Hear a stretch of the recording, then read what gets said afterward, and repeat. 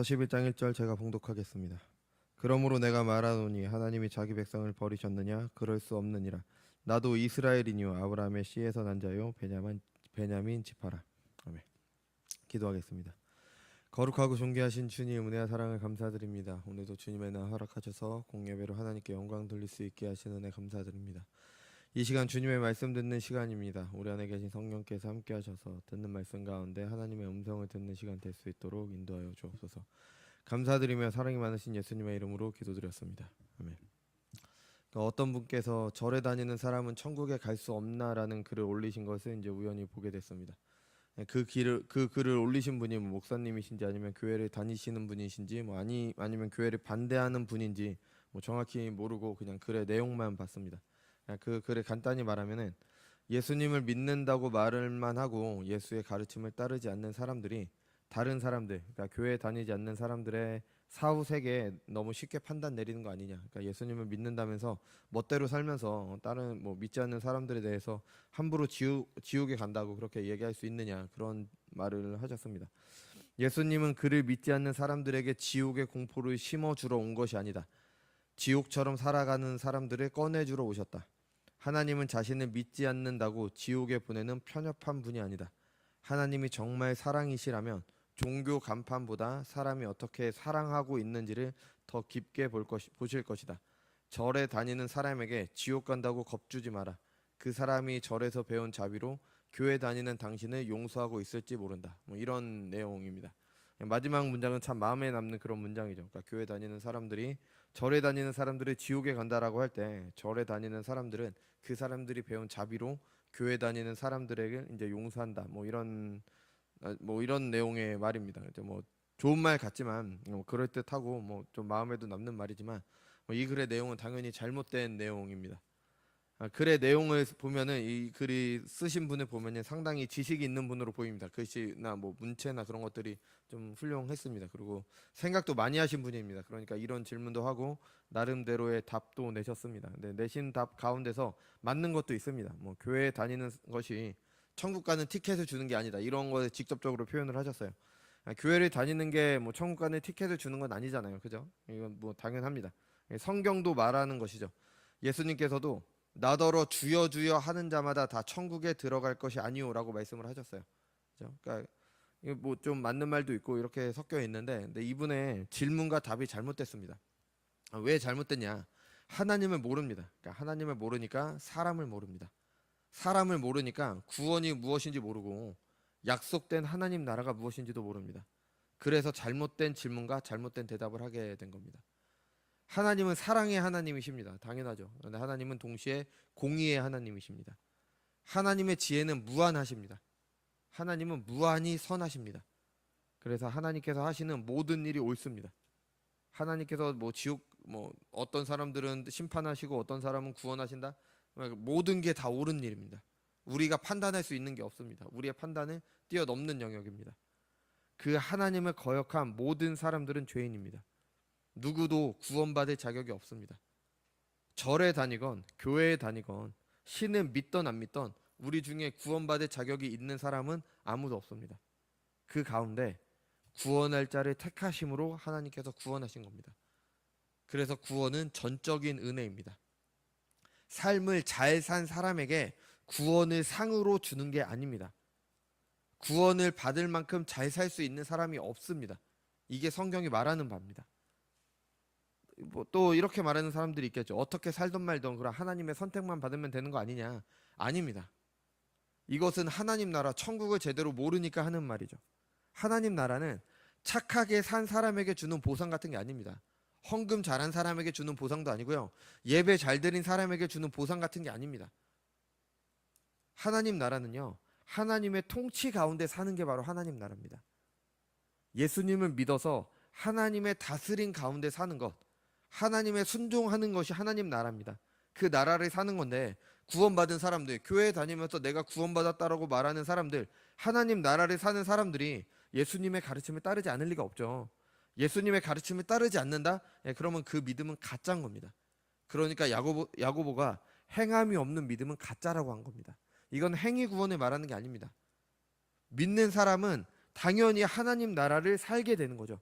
하나님 나라를 사니까 하나님께 순종하는 행함이 나오는 겁니다. 근데 행함이 없다, 하나님 나라를 살지 않는다, 구원받지 못했다, 믿음이 가짜다, 이런 결론이 나오게 되는 거예요.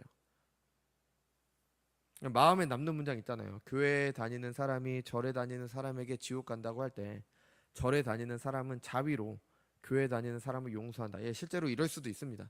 자비로우신 그 스님이나 아니면은 절에 다니시는 분들 가운데 자비로운 마음을 가지신 분들이 있죠. 우리가 그분들에 대해서 막 잘못된 생각으로 그렇게 비난할 때 그분들이 우리를 용서하실 수도 있습니다. 하지만 절에 다니시는 분들의 그 자비로움이 그분들을 구원할 수는 없습니다. 여전히 죄인입니다. 여전히 죄인. 다른 사람들을 자비로 대한다고 해서 죄의 문제를 해결할 수는 없습니다. 그리스도의 대속이 아니면 죄의 문제를 해결할 수 없습니다. 이 모든 것은 하나님에 대한 오해에서 시작이 됩니다. 하나님을 모르고 세상을 보면 잘못된 질문을 하고 잘못된 대답을 하게 되는 거죠. 하나님을 모르는 것은 결코 작은 문제가 아닙니다. 알면 좋고 모르면 말고 할 문제가 아니고요. 하나님을 모르면 세상을 제대로 보지 못합니다. 세상을 제대로 보지 못하면 잘못된 것을 목표로 잘못된 방법으로 잘못된 삶을 살게 됩니다. 우리는 분명히 하나님께서 하나님 나라를 살라고 우리를 구원하셨는데, 가나안에 가서 하나님 나라를 이루라고 출애굽을 시켜주셨는데 전혀 다른 삶을 사는 겁니다.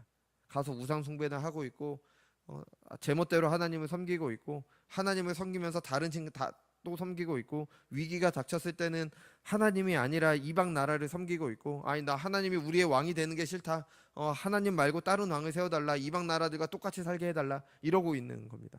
우리도 그럴 수 있다는 겁니다. 하나님께서 우리를 구원하신 이유는요, 거룩한 하나님의 백성이 되도록 하기 위함입니다.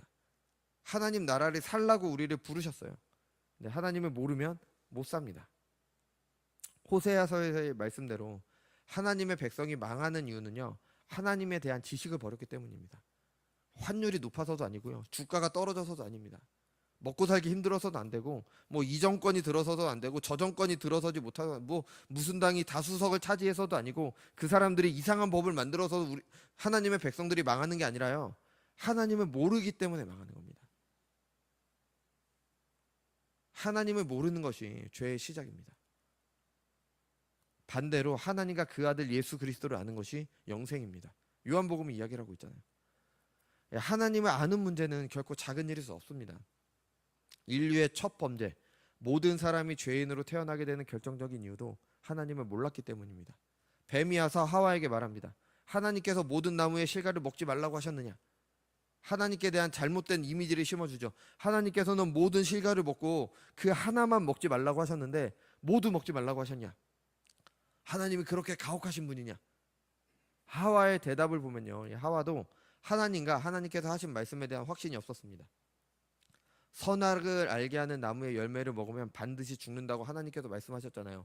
근데 하와의 대답은 먹으면 죽을 수도 있다고 하셨다, 이렇게 대답을 하죠. 이거 가지고 어떤 분들은 이렇게 해석을 합니다. 이거는 하와가 이렇게 하나님에 대한 잘못된 지식을 가지고 있었던 게 아니라 그냥 하나님께서 하신 말을 하와 자신의 말로 표현한 것뿐이다. 이거는 뭐 잘못된 게 아니다. 근데 히브리어를 보면 아닙니다. 히브리어를 보면 정확하게 하나님께서는 반드시 죽을 것이다, 죽을 것이라는 단어를 2번 사용하시므로 반드시 죽을 것을 강조하고 있는데요, 하와는 분명하게 죽을 수도 있다, 이렇게 표현하고 있습니다. 그러니까 전혀 다른 겁니다. 하나님의 말씀을 제대로 이해하지 못하고 하나님을 제대로 애매하게 알았습니다.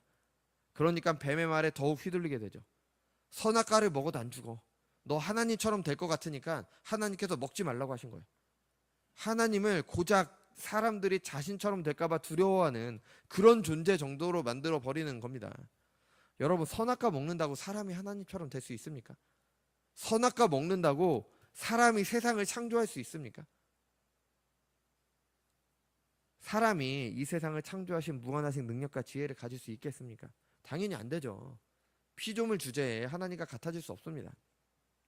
사람들은 막연하게 이제 우리가 만든 뭐 AI와 로봇들이 자신들이 만든 사람을 지배하게 될까봐 이렇게 두려워하는 그런 상상을 합니다. 근데 마치 하나님도 사람을 자신처럼 만들어 놓으셨는데 그 사람들이 자신과 같아질까봐 두려워하는 그런 존재로 만들어 버리는 거죠. 하나님을 자기 수준으로 끌어내려서 생각하는 겁니다. 이게 뱀이 하는 역할이고 이게 사탄이 하는 역할입니다. 하나님을 왜곡시켜 버립니다. 창조주와 피조물 사이에 엄청난 차이를 무시해 버리는 거죠. 근데 그 말에 하와는 속습니다. 하나님을 모르기 때문에. 하나님을 거역하게 되죠.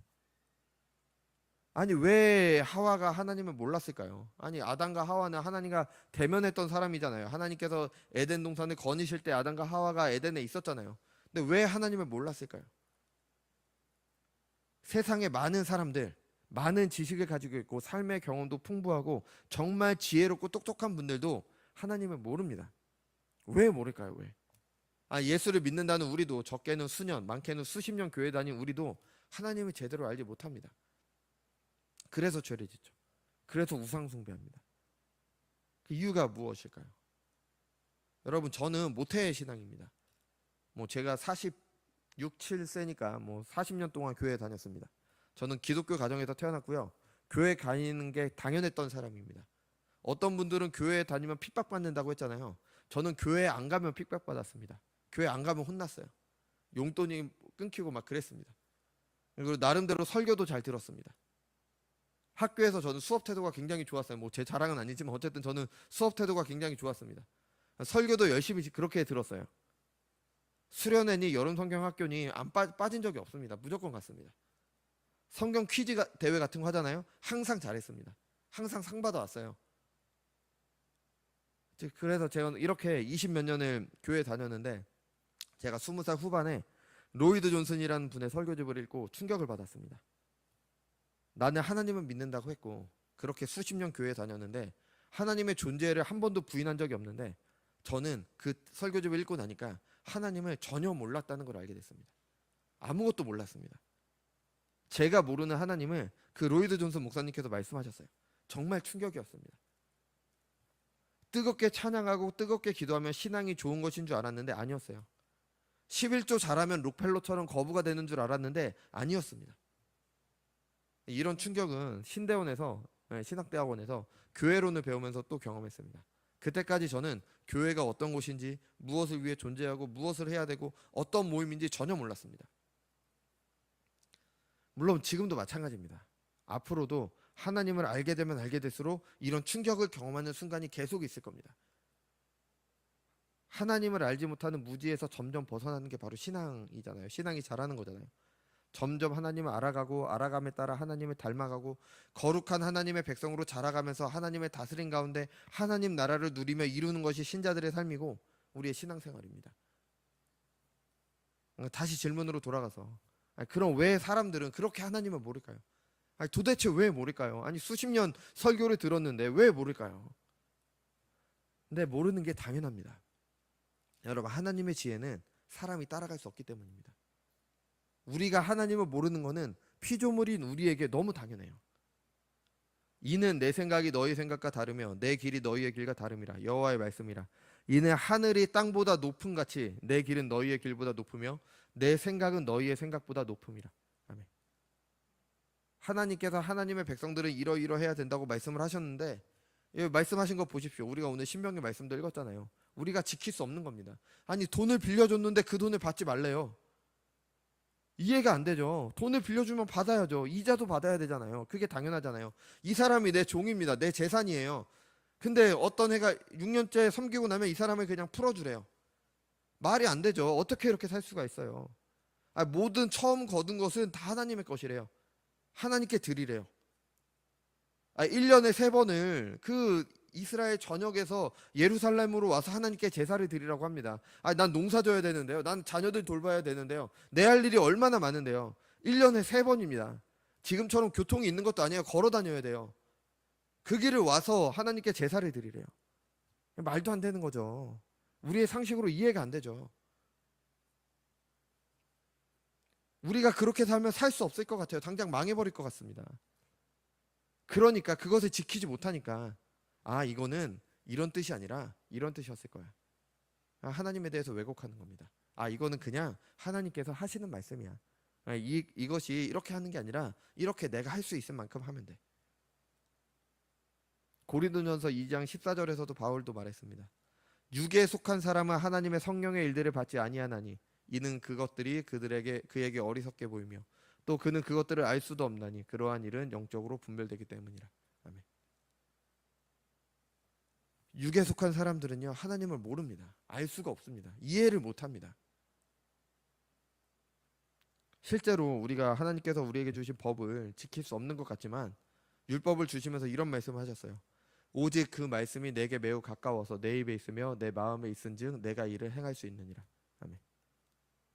하나님을 사랑하지 않고 신뢰하지 않기 때문에 지키기 불가능한 겁니다.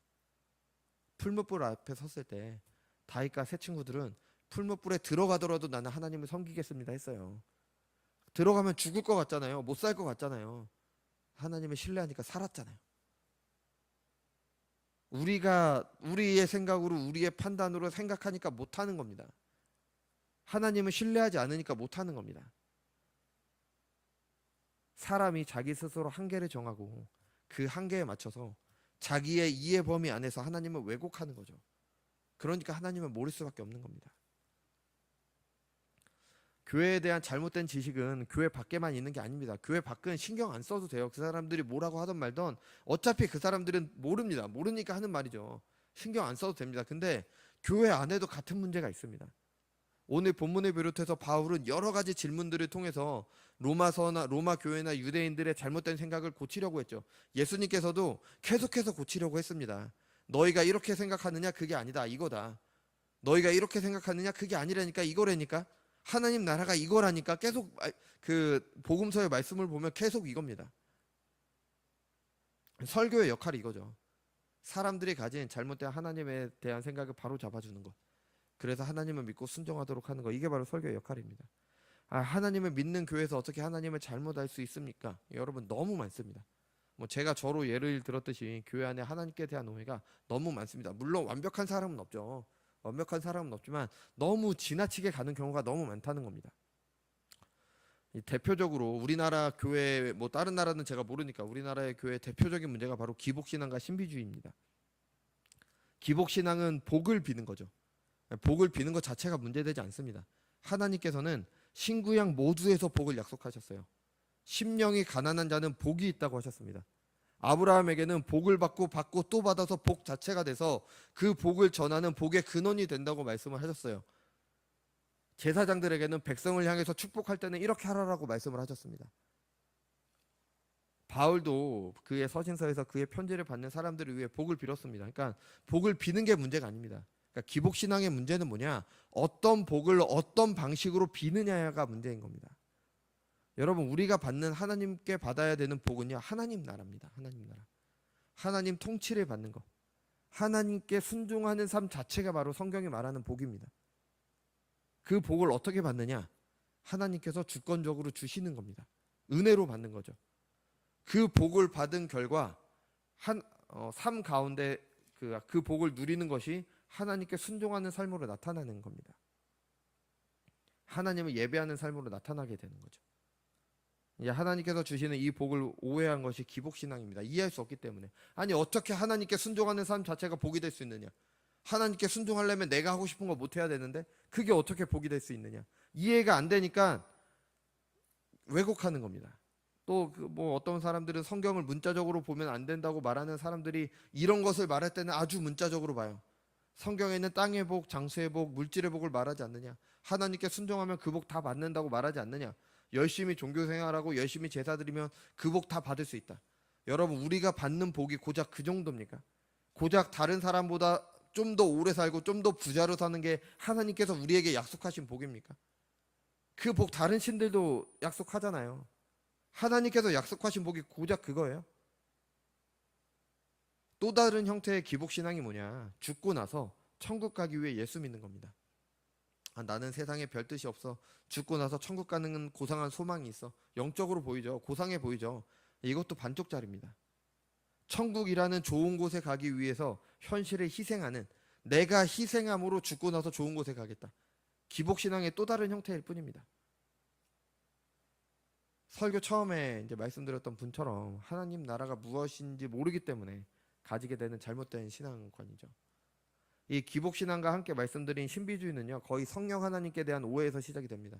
어떤 이단에서는 교주를 성령 하나님이라고 하죠. 성경에서는 단 한 번도 성령께서 사람으로 오신다고 한 적이 없습니다. 성령은 말 그대로 하나님의 영이에요. 영은 눈으로 볼 수 없습니다. 볼 수 없는 하나님의 영광을 볼 수 있도록 오신 분은 사람으로 오신 성자 하나님 예수 그리스도 외에는 없습니다. 사도행전 2장에 오순절에 사람들에게 눈에 보이도록 성령께서 임하셨잖아요. 그거는 구약에 약속된 성령, 예수님께서 승천하시면서 약속했던 그 성령이 실제로 정말 오셨다라는 걸 상징적으로 보여주기 위해서 나타난 계시입니다. 그 이후에 성령을 그렇게 받는 사람들은 없습니다. 사도행전 10장에도 비슷한 일이 있어요. 근데 그것도 유대인들뿐 아니라 이방인들에게도 성령께서 내리심을 알리는 겁니다. 그래서 유대인들이 성령을 받았던 것과 똑같은 형태로 이방인들도 받게 되는 거예요. 아, 같은 성령을 받았구나. 그래서 같은 믿음으로 유대인들도 구원을 받는구나. 이걸 말하기 위한 계시인 겁니다. 성경을 문자적으로 본다는 것은 성경에 나오는 그 일이 그대로 우리 시대에 재현돼야 된다고 믿는 게 아닙니다. 바울이 독사에게 물렸는데 안 죽었다고 나도 독사에게 물려도 안 죽는다, 이런 말도 안 되는 거 하면 안 되는 겁니다. 성령에 대한 이런 오해는 신비주의로 연결이 됩니다. 기독교의 영성을 신비적인 어떤 체험, 환상을 보고 무아지경에 빠지고 하나님의 음성이 갑자기 들리고 구름에 예수님의 얼굴이 나타나고 이런 것으로 생각합니다. 심지어 어느 목사님께서는 성령의 임재를 접신하는 것처럼 생각한다고까지 말씀을 하셨습니다. 여러분, 성령에 대해 제대로 모르기 때문에 이런 오해를 하게 됩니다. 요한복음에서 예수님께서 보내신다고 하신 성령은 하나님과 그리스도에 대해 증언하는 분으로 소개가 됩니다. 다른 것을 말하지 않아요. 요한복음 16장 13절 14절입니다. 그러나 진리의 성령이 오시면 그가 너희를 모든 진리 가운데로 인도하시리니 그가 스스로 말하지 않고 오직 들은 것을 말하며 장래일을 너희에게 알리시리라. 그가 내 영광을 나타내리니 내 것을 가지고 너희에게 알리시겠습니다. 아멘. 성경이 분명히 이렇게 말했잖아요. 근데 사람들은 자신이 가진 성령에 대한 생각이 있습니다. 왜냐하면 옛날부터 봐온 그런 종교 같은 게 있거든요. 옛날부터 우리 사람들 사는 가운데 있었던 그런 뭔가 그런 것들이 있거든요. 그러니까 성령에 대한 다른 사람들, 이방 종교들이 가진 그 성령과 비슷한 것으로 오해를 하게 되는 거죠. 기복주의나 신비주의나 하나님께서 말씀하신 것이 내 마음에 들지 않기 때문에, 내 생각과 다르기 때문에, 도저히 이해가 안 되니까, 내가 원하는 것을 주지 않는다고 하기 때문에 하나님을 왜곡하는 겁니다. 이 둘은 형태는 다르지만 뿌리는 같다고 할 수 있습니다. 하나님을 목적이 아니라 수단으로 삼는 겁니다. 기복신앙은 물질의 복을 받기 위한 수단으로 하나님을 찾습니다. 신비주의는 어떤 영적인 만족, 내 영혼의 만족, 영적인 체험을 위한 수단으로 하나님을 찾습니다.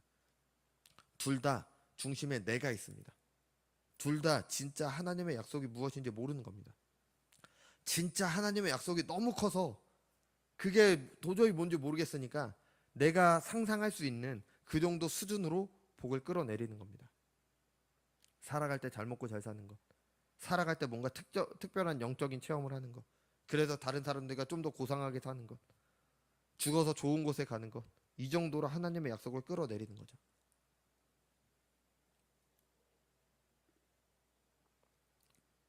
C.S. 루이스라는 영국의 작가는 이것에 대해서 이런 비유를 들었습니다. 빈민가에서 진흙으로 파이를 빚으며 노는 아이가 있다.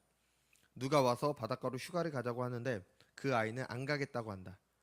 진흙으로 노는 것보다 바닷가에서 노는 것이 훨씬 더 좋은데 거절한다. 왜 거절할까? 진흙이 바다보다 좋아서가 아니다. 바다를 본 적이 없어서 그 제안이 무슨 뜻인지 상상조차 못하기 때문이다. 아이에게 세상은 그 골목이 전부이고 그가 아는 가장 좋은 것은 진흙파이이다. 더 좋은 것이 있다는 말을 들어도 머릿속에 그림이 그려지지 않으니 손에 쥔 진흙을 놓을 이유가 없다. 그러니 아이는 욕심장이가 아니라 딱한 아이다. 기독교 신앙을 제대로 보지 못하는 것이 이와 같습니다. 하나님의 약속을 제대로 보지 못하는 게 이와 같습니다.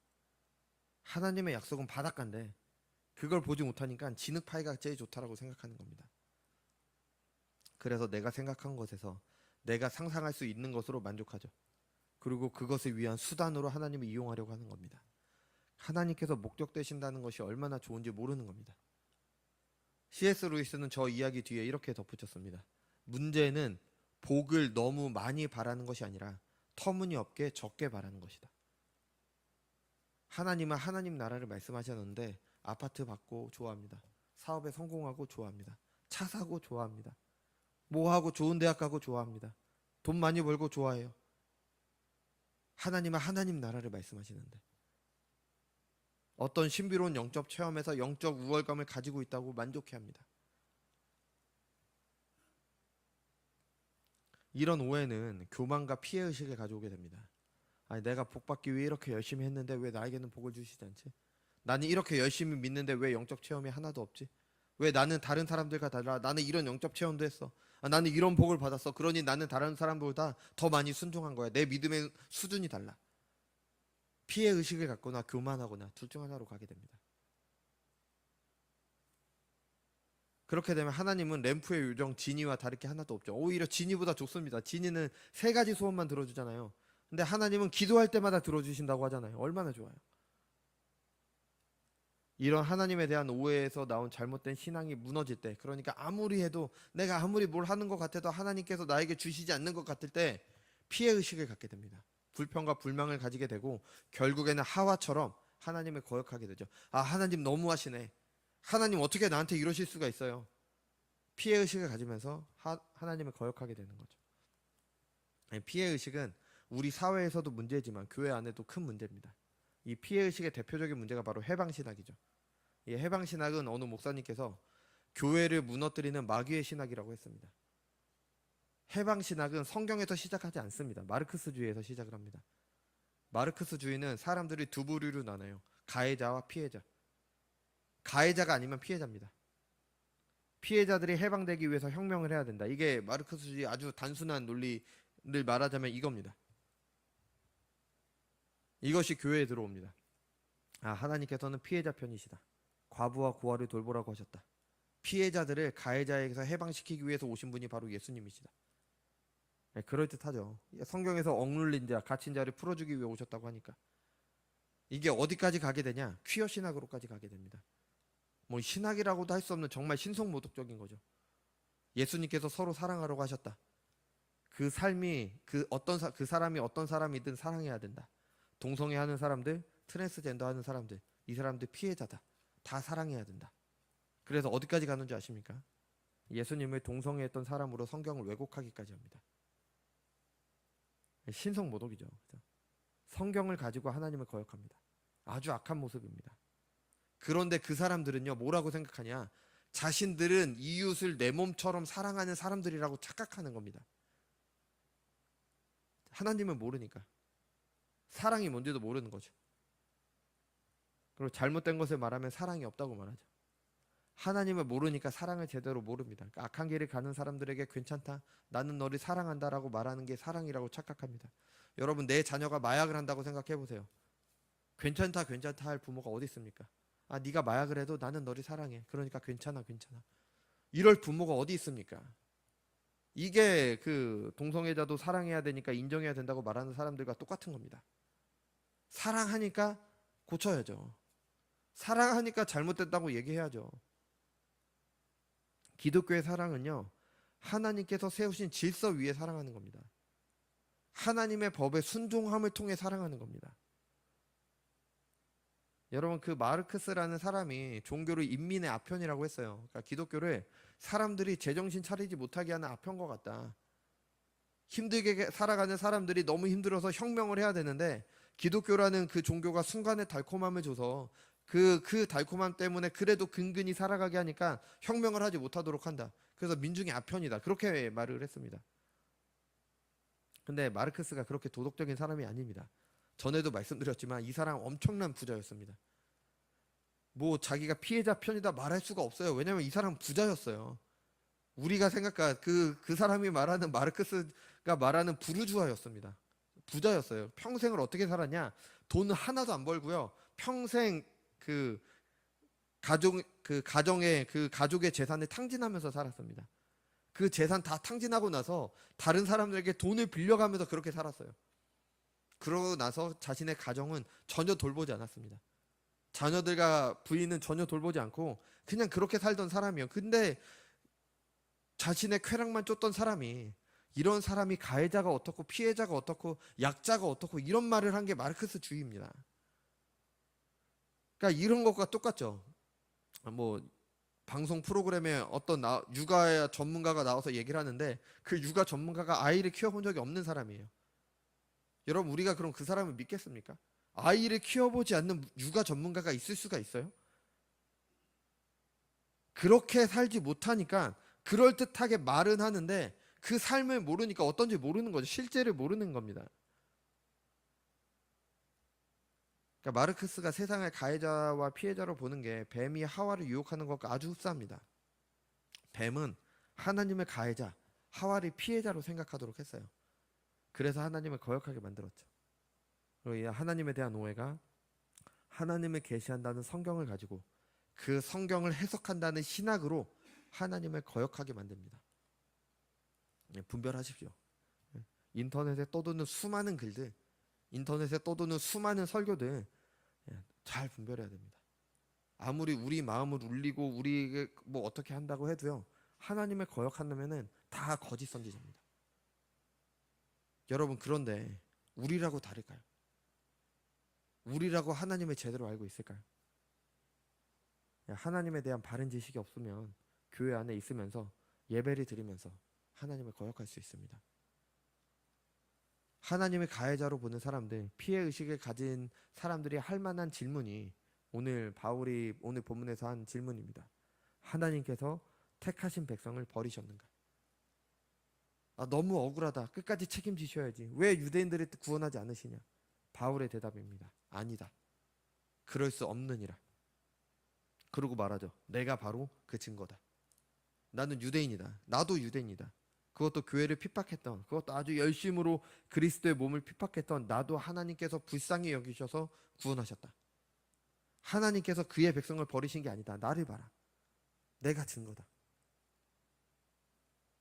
여러분, 이것이 하나님의 영광을 나타내는 그리스도인의 삶의 모습으로 보입니다. 하나님께 대한 오해에서 나오는 많은 가짜들이 교회를 위협하고 있습니다. 교회 안에 들어와서 교회를 혼란시키고 있습니다. 자신이 원하는 거 안 들어준다고 피해의식을 갖도록 합니다. 더욱더 하나님을 왜곡하도록 만듭니다. 그들 앞에 우리가 하나님이 어떤 분이신지를 확실히 보여주는 증거가 되어야 됩니다. 그들에게 하나님의 영광을 나타내는 증인들이 되어야 됩니다. 너희가 알고 있는 하나님 나라 잘못된 것이야. 하나님께서 약속하신 하나님 나라는 하나님 통치 가운데 사는 거야. 너희가 아는 복 잘못된 거야. 하나님께 순종하는 삶이 진짜 복이야. 너희가 행하는 율법 잘못된 거야. 하나님을 사랑할 때 진짜로 그 의미를 찾아가면서 지키게 돼. 하나님을 사랑하면서 나오는 하나님에 대한 순종이 정말 율법을 지키는 거야. 나를 봐. 내 삶이 그 증거야. 내 삶이 그렇게 완벽하지 않지만 내 삶에 적어도 그 흔적이 있어. 내가 그 증거야. 여러분, 이것이 하나님의 영광을 나타내는 신자들의 삶이 아닐까요? 어떻게 이렇게 될 수 있을까요? 어떻게요? 반드시 기억해야 됩니다. 이 모든 거 하나님께서 주시는 은혜입니다. 다른 것 없습니다. 은혜입니다. 은혜로 받는 겁니다. 내가 아무리 노력한다고 해도 하나님께서 은혜로 주시지 않으면 소용이 없습니다. 거지가 백날 손을 뻗는다고 돈을 받을 수 있는 게 아니라 돈을 주려고 하는 사람이 이 돈을 꺼내야지, 이 꺼내는 마음이 생겨야지 돈이 생기는 거잖아요. 하나님께서 은혜로 주셔야 됩니다.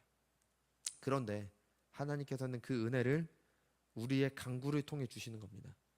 우리의 간절함을 통해 주시는 겁니다. 어떻게 해야 될까요? 다른 것 없습니다. 말씀과 기도입니다. 그게 전부예요. 말씀 들어야 됩니다. 들을 때 겸손함으로 들어야 됩니다. 여러분들이 여러분의 분야에서 저보다 훨씬 더 뛰어나시 성경과 신학은 제가 더 낫습니다. 당연한 거죠. 하나님께서 저한테 그거 하라고 직분 맡기신 거니까요. 우리나라 사람들이 가장 하지 않는 게 전자제품 설명서 읽지 않는 거잖아요. 안 읽어요. 왜냐면 다 안다고 생각하니까. 또 그냥 안 읽고 사용해도 사용은 됩니다. 그죠? 근데 어떤 경우에는 그 설명서를 안 읽으면은 아예 사용하지 못하는 경우가 있습니다. 그럼 어떻게 해야 돼요? 설명서 읽어야죠. 내 멋대로 사용하면 어떻게 됩니까? 고장나죠. 안 읽는 이유는 대충 안다고 생각하기 때문에 그렇습니다. 예, 마찬가지입니다. 설교도 마찬가지예요. 아예 모를 때는 차라리 나요. 모르면 귀를 기울이죠. 근데 안다고 생각하면 흘려 듣습니다. 아 이거? 아 또 이거 얘기하시네? 그럼 내가 아는 거야. 또 이 말씀하시네? 내가 아는 거야. 근데 내가 잘못 알고 있는 게 태반입니다. 안다고 교만함으로 흘려 듣게 됩니다. 여러분 착각입니다. 하나님의 말씀을 충분히 이해할 만큼 내 신앙이 대단하지 않습니다. 다 아는 건 말한다고 흘려듣지 마십시오. 이렇게 흘려듣지 않고 겸손히 듣는 거 이게 시작입니다. 잘 듣다 보면 내 생각과 다르고요. 내 경험과 다릅니다. 그럴 때 겸손히 하나님의 말씀에 맞음을 인정하십시오. 이를 위해서 성령의 조명하심을 위한 기도를 하는 겁니다. 그리고 기도와 간구로 그런 삶을 그 아는 것으로 그 아는 것을 살아내는 겁니다. 머리로 아는 것이 마음으로 동의돼서 의지를 가지고 사는 것. 살아봐야 합니다. 살아봐야지. 해봐야지 육아 전문가가 될 수가 있잖아요. 해보지도 않고 어떻게 육아 전문가가 돼요? 아무리 많이 배워도 소용이 없어요. 어떤 사람이 수영하는 법을 교실에서 배웠습니다. 백날 배워도 실제로 물에 가서 해보지 않으면 모르잖아요. 해봐야죠. 하나님을 안다는 것은 머리로만 아는 게 아닙니다. 머리로만 아는 것이 마음에서 동의가 되고서 의지를 가지고 사는 겁니다. 이 아는 것을 살아내는 겁니다. 성령께 간구하면서 살아봐야 되는 겁니다. 하나님께서 하나님만 의지하라고 하셨어? 하나님만 의지해 보는 겁니다. 해봐야 알죠. 안 해보니까 모르죠. 그리고 그렇게 사는 가운데 반드시 고난이 오게 됩니다. 성경은 우리에게 형통을 약속하지 않습니다. 고난을 약속하고 있습니다. 어려움이 오게 돼요. 정말 힘듭니다. 내가 왜 사는지, 제대로 살고 있는지, 내가 무슨 부귀 영화를 누리겠다고 이렇게 힘들게 살고 있는지 그럴 고난이 옵니다. 근데 그 고난은요, 하나님께서 우리에게 믿음이 자라도록 하시기 위해 허락하신 겁니다. 고난이 오면 더욱 하나님을 알고 더욱 하나님을 경험하고 더욱 하나님을 사랑하도록 하시기 위해 우리에게 허락된 은혜의 자리임을 생각하시면서 견뎌내는 겁니다. 하나님을 신뢰하면서 넉넉히 이겨내는 겁니다. 그럼 그 과정을 통해서 더욱 믿음이 자라게 되죠. 이게 바로 신앙생활이잖아요. 점점 더 하나님을 알아가는 것. 말씀드린 것처럼 우리의 삶은요, 평생 하나님에 대한 오해를 풀어가는 과정입니다. 말씀과 기도로 이런 삶을 살아갈 때 하나님을 왜곡하는 사람들 앞에서 그 왜곡에 흔들리는 사람들에게 나를 보라고, 내가 하나님께서 살아계신 증거라고 말할 수 있게 되는 거죠. 여러분 다른 증거 찾지 마십시오. 내가 그 증거가 되면 되는 겁니다. 오늘 우리는 하나님에 대한 오해와 그에 따른 잘못된 신앙에 대해 살폈습니다. 교회가 가진 가장 큰 하나님에 대한 오해는 바로 오해 중에 하나가 하나님 나라입니다. 교회 다니는 사람들이 항상 말하기 때문에 잘 안다고 생각하는데 그렇지 않습니다. 다른 종교들, 사람들의 생각에 영향을 받아서 성경이 말하는 하나님 나라를 왜곡하게 된 결과물이 내가 가지고 있는 하나님 나라인 경우가 많습니다. 그래서 제가 어렸을 때 뭐 테이프로 들었던 설교처럼 뭐 내가 천국에 갔었는데 온통 하얗고 뭐 황금 길이 황금으로 돼 있어서 반짝반짝 빛나고 있고 저 그 목소리가 아직도 기억이 나요. 이런 게 이제 천국은 이런 곳이 아닙니다. 뭐 죽어서 갈 좋은 것도 맞습니다. 하지만 예수님을 믿는 순간 우리는 하나님 나라를 살아가게 됩니다. 정말 좋은 것도 맞습니다. 좋은 이유가 뭐 길이 황금으로 돼 있고 번쩍번쩍해서 그런 게 아니라 하나님과 함께함에 있습니다. 하나님의 다스림 안에 거하는 것, 하나님께 순종하기 때문에 순종할 수 있기 때문에 정말 좋은 겁니다. 하나님께 순종할 수 없는 죄인들이 하나님께 순종할 수 있는 복을 누리게 된 것이 바로 하나님 나라입니다. 처음에 절에 다닌다고 천국까지 못하겠느냐 질문하신 분은 하나님 나라에 대한 오해가 있기 때문에 잘못된 질문을 하셨습니다. 다른 종교가 말하는 천국과 다른 사람들은 말하는 뭐 죽어서 갈 극락, 뭐 파라다이스 이런 것을 천국과 동일하게 생각하니까 이런 질문을 하는 겁니다. 여러분 저도요 신앙생활하면서 하나님께 순종함이 하나님 나라를 누리는 것이다 이 말 들어본 적 없습니다. 우리는 하나님 나라를 그렇게 왜곡하고 있습니다. 하나님께서 여러분에게 하나님 말씀을 듣는 기회를 주시는 겁니다. 얼마나 감사한 일입니까? 겸손히 들으시고 성령의 조명하심 구하며 들으시기 바랍니다. 그리고 들으셨다면 그 나라를 살아가시기 바랍니다. 그러면 정말 하나님 나라를 누리게 됩니다. 뭐 저는 아직 못 그럽니다. 저는 그런다고 말할 수 없지만 성경에 나오는 여러 우리의 믿음의 선진들을 보십시오. 하나님 나라를 삽니다. 아니 신사참배 반대하면서 감옥에 갔던 그분들을 보세요. 그 고난과 어려움 속에서도 하나님 나라를 누린 겁니다. 고난과 어려움인 세상 속에서 사는 것은 전혀 달라지지 않았는데 뭐 집 걱정, 자녀 걱정, 삶에 대한 걱정은 전혀 사라지지 않았는데 그런 상황들과 상관없이 우리는 하나님 나라를 살게 됩니다.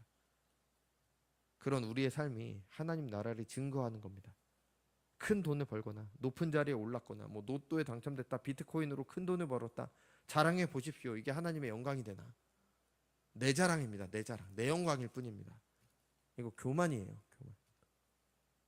하나님께 순종함으로 그 나라를 누리는 것, 하나님의 다스림 가운데 살아가는 것, 고난을 통해 믿음이 자라가고 하나님을 점점 더 알아가고 믿게 되고 하나님과 그 관계가 점점 더 깊어지게 되는 것, 이 삶이 하나님의 영광을 나타내는 삶이고요, 하나님을 자랑하는 삶입니다.